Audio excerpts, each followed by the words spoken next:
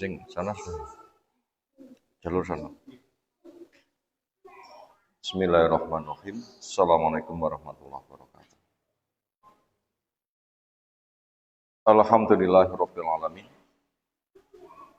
Walladzi arsala rasulahu bil huda wa dinil haqq lidhirahu 'ala dini kulli. Wa kafa billahi syahida. Wa asyhadu an la ilaha illallah wahdahu la syarikalah. Wa asyhadu anna Muhammadan abduhu wa rasuluh. Allahumma shalli ala Muhammad wa ala alihi wa ashabihi wa man tabi'ahum bi ihsanin ila yaumiddin. Ya ayuhan nas ittaqu rabbakum alladzi khalaqakum min nafsin wahidah wa khalaqa minha zawjaha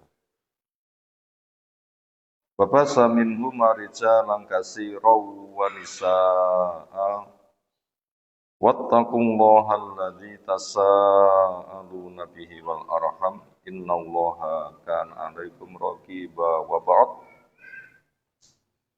fa inna asdaqal hadisi kitabullah wa khairal hadyi hadi Muhammadin sallallahu alaihi wasallam syarrul umuri muhdatsatuha fa inna kulla muhdatsatin bid'ah wa kulla bid'atin dhalalah kulla dhalalatin finnar. Ayol ikhwah akramana subhanahu wa ta'ala.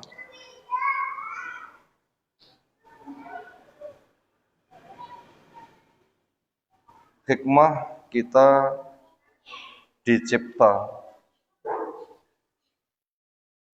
yang perpribadi ketemu perpribadi, akhirnya berinteraksi, itulah bersosial, itulah bermasyarakat, itu hikmahnya besar. Nabi Adam dicipta sendirian, kesepian enggak? Kalau berikan pendamping Hawa dari tulang rusuknya. Dari keduanya Allah kembang biakkan anak turun yang banyak. Dan semua manusia adalah moyangnya Adam. Anak turun Adam. Bani Adam. Allah memanggil ya Bani Adam. Bukan ya Bani Kirdin.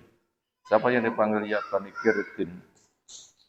Bani Yahudi tok yang dikatakan kunu kirodatan kosin, jadi ketek-ketek yang hina. Apa hikmah kita bersosial? Di antaranya dari yang hikmah itu banyak. Hikmah satu, hikam itu jamak. Allah telah jelaskan dengan kuntum khaira ummatin ukhrijat linnas ta'muruna bil ma'ruf wa tanhauna 'anil munkar wa tu'minuna billah. Kamu sebaik-baik umat. Yang dipanggil pertama kali sahabat muhajir terutama yang telah terbukti digembleng kerasnya ujian, semakin murninya emas pada diri mereka. Akhirnya Allah memanggil dengan sebaik-baik umat. Karena umat-umat berikutnya poros kebaikannya di umat pertama. Karena yang memahami, mengamalkan, memperjuangkan Islam pertama kali mereka. Maka berikutnya tinggal mengikuti jejak mereka. Waladzina taba'uhum bi ihsan, mengikuti jejak mereka dengan baik. Ternyata jejak kehidupan yang telah mereka jejakkan adalah jejak kehidupan kebaikan. Karena dikatakan kuntum khaira ummatin. Sehingga umat juga diperintahkan alaikum bi ashabi, ikuti jejak sahabat. Apa yang dijejakkan paling utama dari generasi pertama? Apa? Yang dijejakkan pertama, yang dijejakkan oleh yang dijejakkan jejak utama dari generasi pertama. Apa itu? Jejak paling utama oleh generasi pertama. Jejak apa? Jejak dakwah. Makanya ketika cerita Firqatun Najiyah yang selamat al jamaah, di situ ternyata maknanya adalah ma'ana alaihi al-yauma wa ashabi. Cara beragama yang saya dan sahabatku hari ini melaksanakan. Itulah jejak terutama oleh generasi pertama yang paling ternama. Yang terkokohkan dengan pesan Nabi SAW, khairukum man ta'allamal Qur'an wa 'allamahu. Sebaik-baik kamu siapa yang mempelajari Quran dan mengajarkannya. Itu kegiatan yang paling utama di dalam kegiatan dakwah. Ketika kita berinteraksi sebagai mitra, itu butuh bekal utama. Ketika kita berinteraksi lingkungan sebagai mitra, butuh bekal utama. Apa bekal utamanya? Mari kita sabar. Tuh tak gawane to. Kira ketang diombe dhewe. Kenapa? Karena Allah jadikan satu orang dengan yang lain sebagai media ujian. Liya bluwa ba'dhakum ba'dha. Ini ketetapan Allah. Walaupun mitra, itu tetap sebagai panujian. Bukan mitra itu mesti nyenengin, enggak. Kesannya mitra itu nyenengnya atau nyusahnya, kesannya. Kesan global yang dominan namanya mitra. Nyenangkan. Tapi ya bangga nyenep nih barang. Yang namanya ambekan itu yang menghirup, tapi juga menghembus. Apa menghirup terus? Hidup menghirup kan? Menghembus itu kan sebelum mati kan? Tapi siapa hidup enggak menghirup terus? Tetap ada menghembus. Maka mitra itu menyenangkan juga, nyenep nih juga. Kenapa? Memang ini ketetapan dari Allah. Sampai ketika hendak menikah, sebelum menikah adalah ya habibi, ya habibati, nganti terngiang-ngiang di dalam mimpi. Raketang bulan digambarkan, loh kok berubah enak wajai, enak alise.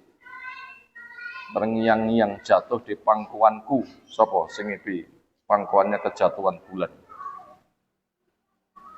Sofia akhirnya jadi istri Nabi SAW, tampar bojone yang Yahudi. Kamu mengharapkan si Nabiwi ya? Langsung begitu takwilnya.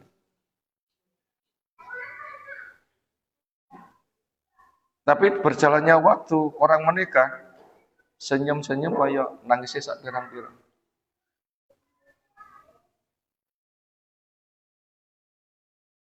Ya tetap menghirup ya menghembus. Kenapa? Itu alamnya. Jadi jangan membayangkan salah satu sisi. Justru kelola dukanya, panen sukanya. Kelola dukanya, panen senangnya. Bila duka saja sudah senang, ketika suka lebih bagus. Apa pesan Nabi SAW? La yafraq mu'minun mu'minatan. In kariha minha khuluqan radhiya minha khuluqan akhar. Au kama qala. Suami jangan membenci kepada istri, mananya ekstrim. Nah, wayah benci, gak ada maaf untukmu. Nah, jangan begitu. Tapi ya dibenci 50% saja. Setengah-setengah, separuh. Kosdan. Apa kosdan? Sedang-sedang saja. Kenapa? Ini sistem khotbahnya Nabi itu kosdan. Khotbah itu kosban, sholat itu kosdan. Enggak kedawan, ya enggak kendeken. Pomo geteh, ya enggak terlalu tawar, juga enggak terlalu legi. Jenenge kosdan. Benci, ya sedang-sedang saja. Suka juga sedang-sedang saja. Kenapa? Karena memang itu imbang, menghirup, mengembus. Nah gitulah, satu sama itu ada dijadikan saling ujian. Di dalam bermasyarakat, sampai masyarakat kecil kita. Siapa masyarakat kecil kita? Suami istri. Ketika mau menikah, serba bahagia. Tapi berjalannya waktu, tetap ada duka. Ketetapan Allah Ta'ala, inna min azwajikum wa auladikum aduwwal lakum. Lo musuh. Musuh rono-rono dengan segala macam musuh. Musuh positif maupun musuh negatif. Nah gitu ya. Musuh positif jadi anak, musuh negatif jadi tangis. Tapi sama saja. Sama saja. Makanya itu kesabaran itu kunci. Kurang sabar, jatuh cerai 3. Kurang sabar, menyanyi belaka. Suami nggak sabar, cerai 3. Istri nggak sabar, nyanyi belaka. Apa? Pulangkan saja. Gitu. Di nyanyian nih, apa sih ngapa? Nggak boleh itu. Kenapa? Kelola susahnya, panen bahagianya. Ini pesan Nabi. Resep wahyu. Hadisnya jelas. La yafraq mu'minun mu'minatan. In kariha minha khuluqan radiya minha khuluqan akhar atau kama qala. Maka kita berdakwah pun juga sama. Jangan dikira teman dakwah kita itu selalu menyenangkan. Justru menjengkelkan itu ada hikmahnya. Jangan lari dari perkara menjengkelkan, tapi kelola. Nanti akan panen besar. Kenapa? Ini juga ketetapan Allah Ta'ala. Wa inna minal khulata la yabghi ba'dun ala ba'din illal ladzina amanu wa amilus solihati wa qalilun mahum. Sesungguhnya orang yang berkhulata, apa berkhulata? Hidup berikhtilat, apa berikhtilat? Berinteraksi, serawung, bersosial, bermitra. Apa potensinya? Gawane gulo kuwi legi, gawane uyah kuwi asin, gawane orang berorganisasi apa? Berpotensi sebagiannya zalim pada sebagian yang lain. Suami punya potensi nusus istri jadi korban, istri juga duwe gawan nusus suami jadi korban. Tapi ada penyelesaiannya. Makanya ketika Nabi Adam ditodong salah oleh Nabi Musa, Nabi Adam jawabnya gampang. Apa todongan Nabi Musa pada Nabi Adam? Wahai Adam, engkau bapaknya manusia. Dengan sebab kamu, anak turunmu berada di bumi. Seolah ketika ada kondisi di bumi merana, Nabi Adam sing salah-salah nih. Bahasa kasarnya gara-gara kamu, anakmu di bumi menjadi merana. Bahasa kasarnya gitu loh ya. Walaupun kata itu butuh untuk dikoreksi. Karena pemikirannya reno-reno kata-kata seperti itu. Dan berpotensi negatif itu banyak. Apapun potensinya, jawaban Nabi Adam itu gampang. Layonya po, awakmu mempermasalahkan saya, yang ini sudah jadi ketetapan. Artinya apa? Diturunkannya ke bumi sudah ketetapan dari Allah. Sebelum langit bumi dicipta itu memang sudah ada skenario-nya. Iki sok calonnya manggone nek bumi. Di surga itu kan cuma proses. Dan siapapun mengalami proses. Sing jenenge warak prosesnya ya makan. Penenek sing dipangan prosesnya ya manjing. Selesai bayaran blonjo dimasak. Masak pun juga berproses. Enggak langsung berarti cemplungnya langsung mateng. Semuanya berproses. Jadi Nabi Adam mendekati pohon itu sebatas proses. Sebatas itu proses. Karena gawane manusia belum beramal dibalas, angel. Gawane manusia surga sebagai balasan, belum beramal kok dapat balasan, angel. Gawane manusia beramal surga sebagai balasan, belum beramal kok dapat balasan, angel. Piye carane ngilai legi nugulo? Silakan berteori. Piye carane ngilai panasnya geni? Silakan berteori.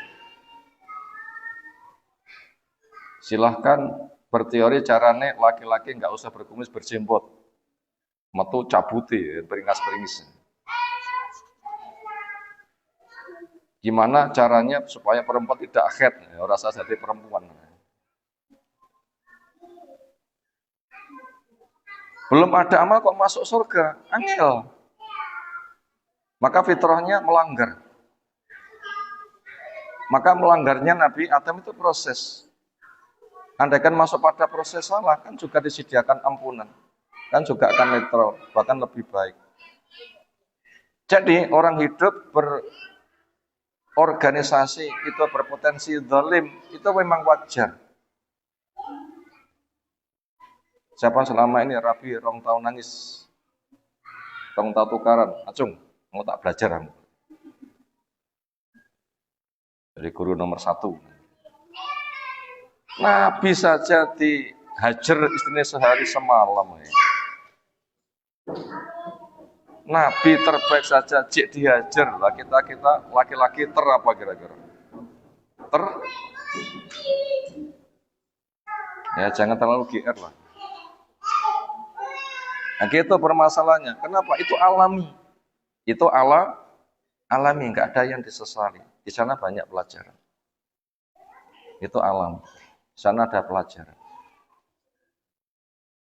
Itu tuh mesti. Makanya kita berkeluarga kadang tukaran, kita berorganisasi kadang kesinggung, ya biasa wae. Untuk digali gimana mengelola dukanya, bagaimana mewujudkan kesabarannya, bagaimana menikmati kesyukurannya. Ya kudune diperoleh kabeh. Orang itu cari pahala lewat syukur tok atau juga lewat sabar.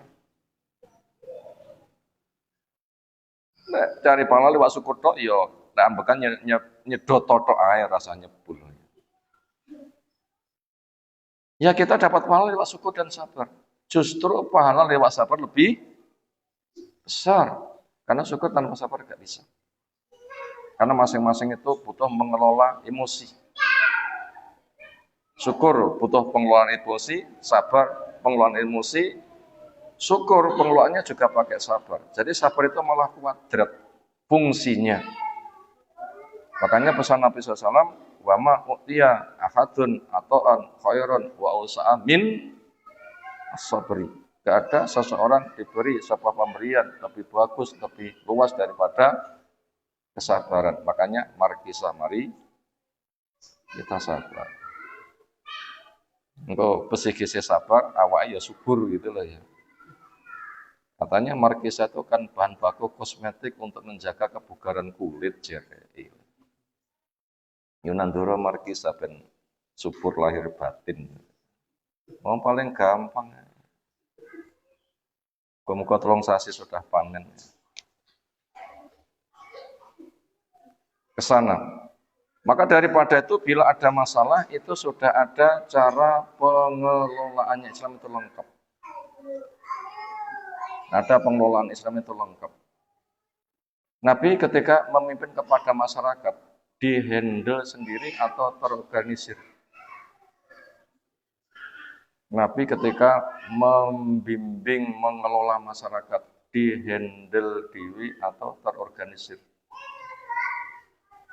Terorganisir. Bahkan istri-istri Nabi enggak semuanya itu bisa langsung bisa berhubungan dengan Nabi. Itu istri nih, enggak semua itu langsung bisa berhubungan dengan Nabi. Ada tetap melewati skenario. Siapa? Orang yang paling dekat dengan Nabi dari istrinya. Lek opo-opo menjadi jalan. Sopo? Bu Aisyah. Enggak semuanya itu bisa. Makanya termasuk Sofia lewat Bu Aisyah. Hadiah hari gilirannya dihadiah nih. Gitu kan?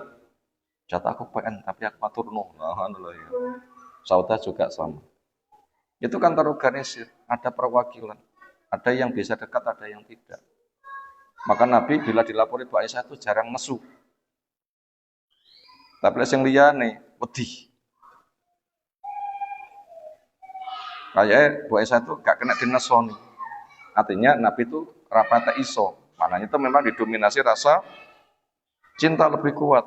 Tapi liyane kayak Sofiah nangis, dineng-neng bangga, dineng-neng. Susah diketak juga lah ya. Diketak juga. Kenapa? Memang membimbing dengan marah itu perlu. Asli atau gaya, boleh bergaya. Ya bergaya, ya tenanan, ya rapopo. Ini serbaguna. Nabi Musa juga sama. Mengelola umatnya juga dibagi 12 kelompok. Dipukulkan tongkatnya ke 12 batu, nyumber air masing-masing. Nah, masing-masing itu ada kelompoknya. Sehingga ketika Nabi butuh kepada mereka, ya tidak harus mengeksekusi semuanya. Siapa yang menjadi wakilnya saja. Senada dengan itu. Nabi kita juga sama.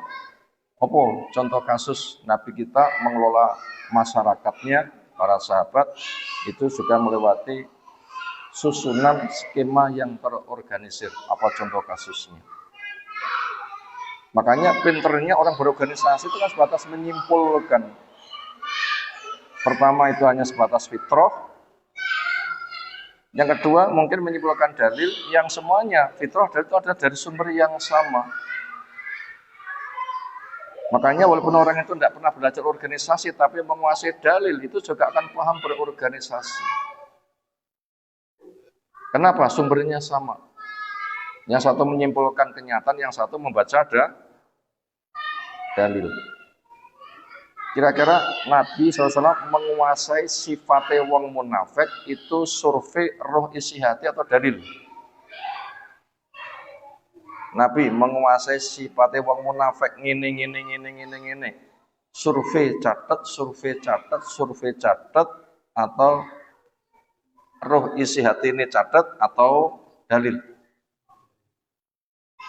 Ayat-ayat yang turun berkaitan sifat yang orang munafik yang paling banyak itu ibtidai bukan sababi. Ayat berkaitan tentang orang munafik yang sababi mendidik. Yang paling banyak apa? Ibtidai. Ini ya dikenali dulu tentang ilmu usul tafsir. Enggak kenal ilmu usul tafsir, ibtidai itu ya apa, sababi itu ya apa, ya gak nyaut. Sabab itu sebatas dibikin peristiwa turun ayat untuk memudahkan pemahaman. Sebenarnya itu hanya begitu. Itu hanya 1-2, enggak banyak. Yang paling banyak ibtidai. Memang Allah memberitahu sifat munafik ini. Ini yang paling banyak itu namanya ibtidai, turunnya tanpa sebab yang melatar belakang. Memang Allah telah menjamin hendak mengajari summa inna alaina bayanah. Allah memang seperti itu menjelaskannya. Apa kasusnya? Nabi mengelola masyarakatnya juga lewat sistem. Kasus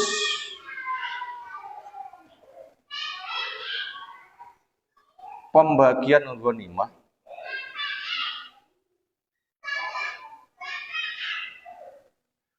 dari perang Bani Mustalik atau dari perang Hunain, ada 2 kemungkinan. Karena latar belakang orang kafir yang kalah itu memang sama. Bani Mustalik semula kalah, akhirnya juga masuk Islam. Orang Hawazin di perang Hunain semula kalah, dijadikan tawan juga akhirnya masuk Islam. Akhirnya mereka melobi pada Nabi, sekarang kami telah masuk Islam, sementara harta kami, keluarga kami menjadi rampasan perang. Karena sekarang saya sudah masuk Islam, saya tarik kembali. Itu kan permintaannya. Apa keputusan Nabi SAW?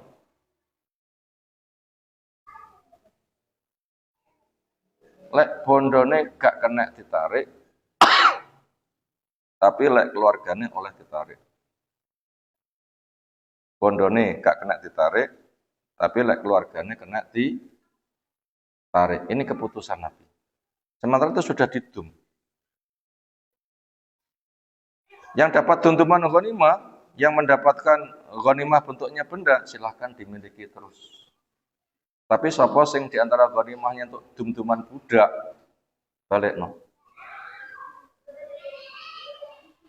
Lah ngeculne budak ini eman-eman atau lilo legowo? Nilai elak ya kuno-kuno, budang citan. Tapi lek menarik, ya tom-tomen. Eman.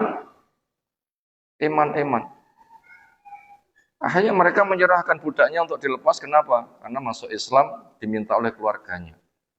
Akhirnya Nabi mengatakan, saya tidak tahu di antara kalian ketika melepaskannya memang tulus atau si enek ganjel ati. Maka untuk itu mereka diimbau, silahkan kalian musyawarah. Sapa sing tulus, alhamdulillah. Sapa sing enek ganjel ati, lewat urofaikum supaya lapor. Jadi mereka itu kan musyawarah. Sapa? Ya masyarakat. Jadi di sana ada organisasi kepemimpinannya. Bani A, Bani B kan ada kan organisasi kepemimpinannya ya di sisa itu kan ya. Bendesa nek lurai. Silahkan rembukan lurah dengan masyarakat, bahasa gampangnya gitu. Untuk mengungkapkan sapa sing melepaskan budaknya lilo dan ndak lilo. Sing lilo alhamdulillah ndak lilo, muga-muga sok lek enek ghanimah dijol. Muga-muga sok lek enek ghanimah joli sing enggak lilo. Ternyata di sini Nabi tidak menangani langsung. Masyarakat tidak mengatakan, saya enggak lilo, saya enggak lilo.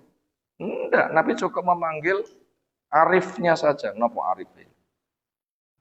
Orang cerdas sih, yang bisa mewakili mereka.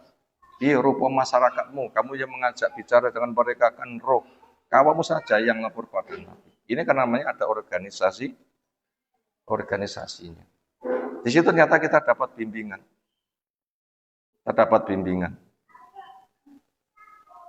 Kira-kira anak niku lek pengen rabi.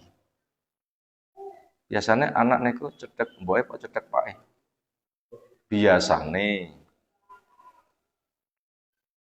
Pone anak lanang, ayo cedek sapa biasane? Boho. Kira-kira anak lanang pantas enggak? Pak kalau bodi jenengan pantas nih bojo. Jarang. Panggah mboe. Kenapa? Karena hatinya kecondol mboe, pitung karo mboe, sapa sing cocok bisa memberikan masukan. Kenapa? Jatuh cintanya anak laki-laki pertama kali kepada siapa? Mboe. Ketika oke, baru istrinya nanti melapor pada suami. Mas, anak njaluk rabi. Kan ngono bahasa gampang ini. Itu ada skenario-nya. Ada urut-urutannya. Senada dengan itu. Ini kan Islam. Makanya bila kita mempelajari ilmu tentang organisasi, masyarakat bawah ke atasannya, atasnya ke atasannya, atasnya ke atasannya, ini kan perwujudan dari fitrah. Islam pun juga demikian. Buktinya Nabi mengurusi masyarakat, cukup menunjuk siapa orang arifnya, rembukan, dia nanti lapor. Kan begitu kan. Kasusnya seperti itu. Ya ke sana. Makanya orang yang tahu skemanya seperti itu, maka masukan dari masyarakat yang itu sifatnya butuh organisasi, itu pucuk pimpinan tidak menangani langsung ke masyarakat. Tapi menginstruksikan siapa urutan bawahnya. Ini tindakan real. Tetapi nasihat global, iya. Nasihat global, iya. Jadi kalau gitu ada dua cara, yang satu penyelesaian global, yang satu penyelesaian khusus. Penyelesaian global, lewat nasihat global, namanya khutbah aridho. Penyelesaian khusus, lewat struktur organisasinya. Nah begitu, makanya orang yang punya ide juga sama. Ini untuk kepentingan global atau kepentingan khusus. Kepentingan global bisa langsung, tapi melewati sindiran-sindiran.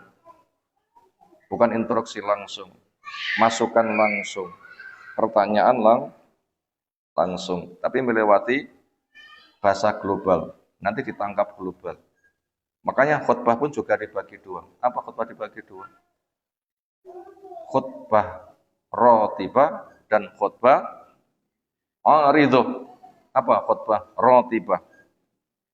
Khutbah yang masuk kategori khutbah keagamaan. Ritual. Apa khutbah aridho? Ritual. Khutbah Jum'ah, khutbah nikah, khutbah daras, innal hamdalillah dan sebagainya. Itu khutbah rotibah. Khutbah aridho itu apa? Khutbah nasihat sifatnya memanfaatkan momen. Ini sasarannya nggak lewat organisasi, tapi sasarannya lewat pencerahan total. Sehingga tidak menunjuk A, B, C, tetapi pemahaman global. Sehingga tidak ada yang dituju, tapi pemahaman global. Setelah paham nanti akan bisa menempuh bagaimana ritmenya. Butuhnya ke sini, ke sini, ke sini. Nah itu begitu. Apa contoh khutbah aridho? Sesuai dengan kondisi. Khutbah bersifat apa? Kondisinan sebenarnya apa? Itu tangga kekinian kontemporer. Sesuai dengan kondisi. Kondisional. Khutbah kondisionalnya bersifat insidental. Napa kasusnya? Itu kasus umat itu. Bukan kasus struktur, tapi kasus umat. Napa contohnya? Mambengi udan, isu ana bagasan udan. Nabi SAW itu menanyakan, siapa yang tahu apa yang Allah firmankan semalaman? Itu kan pancingannya. Mereka jawab, Allah Rasul yang lebih tahu. Semalaman Allah berfirman, siapa yang mengatakan? Otomatis ungkapan akidah. Karena ucapan dari akidah. Kita diberi ujian karena bintang ini, itu berarti kufur pada Allah, iman kepada bintang-bintang. Tapi siapa yang berungkap? Kita dapat ujian karena fadilah rahmat Allah semata, berarti kufur kepada bintang-bintang, iman kepada saya. Yang kayak begini jumlahnya banyak, khutbah aridho kayak begitu. Fungsinya untuk apa? Untuk pencerahan umat secara global. Kalau secara organisasi, nah, Nabi memanggil kepada urofaknya. Apa urofaknya? Tokoh masyarakatnya. Tokoh masyarakatnya. Senada dengan itu. Gambarannya itu ke sana. Itu diantara solusi yang dibimbing oleh Islam, sehingga ketika ada masalah, tahu jalurnya, Islam nanti bisa diselesaikan. Tapi semuanya itu butuh kesabaran. Di antara pendorong yang kadang merotok los rime apa? Pemikiran seolah serba bisa dengan saya selesai. Ini kadang daerah patek dirim ini rotok bahaya. Pemikiran merasa serba bisa dengan saya selesai. Kadang daerah dirim ini rotok kebablasan. Kan pengaduan sana sini itu sering terjadi. Kenapa? Ya, saya memang penggandeng nguyur masalahnya ya. Kono wadil, kono wadil, kono wadil. Kan bisa membaca. Ternyata itu secara petunjuk, pemikiran, perjuangan, berorganisasi, ini sudah ada petunjuknya. Siapa yang sudah membaca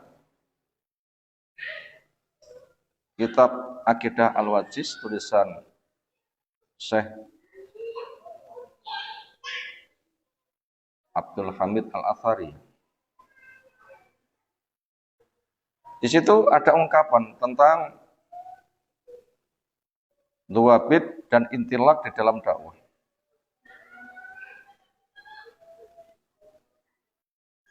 Yang bener, ana jama'atul muslimin atau ana jama'atun minal muslimin. Mana sih bener?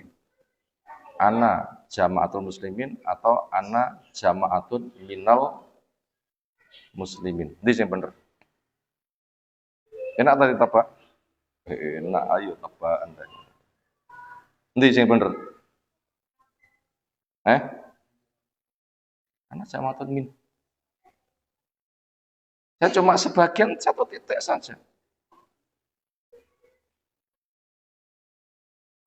Kira-kira mobil itu sing dominan kerjasama apa bane tok wis. Oh, ya kabeh bane tok ya kono blundung dhewe kono. Tapi seringnya itu diklaim lek aku gak jalan ini bahaya. Kudune setiap onderdil, setiap seperempat itu harus kerjasama di bidangnya kemudian dirakit. Nah itu butuh ada perakit. Enggak boleh yang dirakit melu ngerakit. Oh, nanti ya rusak karu-karuan. Mau bane dadi sopir dadi opo ya. Makanya itu pemikirannya adalah saya jam'atun minal muslim, cuma setitik saja, nanti dirakit. Makanya siapa yang jadi ban, jadilah ban yang maksimal. Jadi mesin yang maksimal. Potensimu maksimalkan di bidangmu. Nanti akan dirakit oleh perakitnya. Sehingga nanti akan jadi rangkaian yang ideal. Tapi kadang tukangnya ya pintar, kadang tukangnya nyeteli ya ora iso.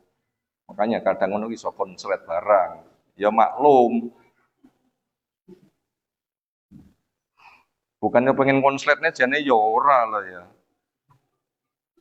Ya sapa sing pengen konslet nih? Jenenge wong tutuk nabi, nabi saja cek salah. Nabi pernah salah enggak? Nabi saja cek pernah salah. Apa salah Nabi? Apa sahabat tawal anjal akma itu kan jelas Nabi salah. Tamu-tamu mulia malah tamu kaya ya, kafir ya. Promosi Islami, oh malah lek ngenak-ngenakne gak karu-karuan. Sing kene sudah jelas masuk Islam gara-gara buta malah gak patek direken. Katanya gitu merusak suasana tamu. Tamu itu yang merusak akidah, kudune iki sing dopeni malah kono sing dopeni tamu-tamu rung jelas imane. Sing kene jelas Islami malah rapatek direken. Turun ayat abasa wa tawalla dan sebagainya. Ini masalah penting ini. Di daerah mana saya dapat pengaduan, bukan kasus kita di sini bukan, tapi kasus umat. Kasus apa? Kasus umat. Orang berorganisasi penyakit itu ada. Di mana? Mbuh. Nek ngendi wae, nek leng semut ngono iki ya enek. Ini pengetahuan. Sifatnya itu apa? Pengetahuan. Maknanya begitu. Itu mesti ada. Apa? Pemikiran ana jama'atul muslimin. Salat itu satu-satunya. Mau ditangani semuanya. Padahal itu tidak akan mungkin bisa. Jadi itu akhirnya menjadi pemikiran apa? Sak dunya itu khalifah kudu siji. Pemikiran sapa?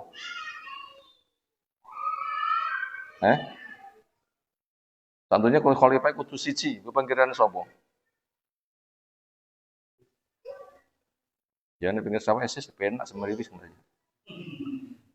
Nah, pinggir sawah ISIS ya penak, tapi ISIS yang kuwi mbuh. Rujukannya kepada Khawarij mengkafirkan sana sini, ujung-ujungnya mengklaim kelompokku yang paling benar ya neka. Nanti ke sana nanti arahnya. Nanti arah ke sana. Penyakit itu banyak, terutama generasi muda. Munculnya Khawarij itu memang kegeden semangat tidak seimbang dengan keilmuan. Ini sudah didefinisikan oleh Nabi. Makanya mengkafirkan seolah satu itu segala-galanya. Nah, pemikiran muda ini berpotensi, apalagi sedang semangat-semangatnya, dia itu merasa punya kelebihan, seolah ingin diselesaikan semuanya. Ini harus dikendalikan. Orang berorganisasi kayak begitu tidak bisa. Mana buktinya? Sak dunya kuwi qualify siji mana? Di masa Nabi itu percontohan memang firqatun najiyah itu betul-betul ada di masa Nabi. Tapi berikutnya di masa sahabat tabi'in sudah beda lagi. Sementara generasinya jadi pilihan itu sahabat tok atau juga turun ke tabi'in. Turun. Enggak di masa Nabi tok. Apa hikmahnya di masa Nabi? Satu, di masa berikutnya kok enggak. Memang begitu kondisinya. Dan Islam sudah memberikan penyelesaian, maka ikuti generasi tadi, generasi terbaik semasaku, berikutnya seberikutnya. Akhirnya ada dua markas kekhalifan di generasi siapa? Ada dua markas kekhalifan di masa siapa?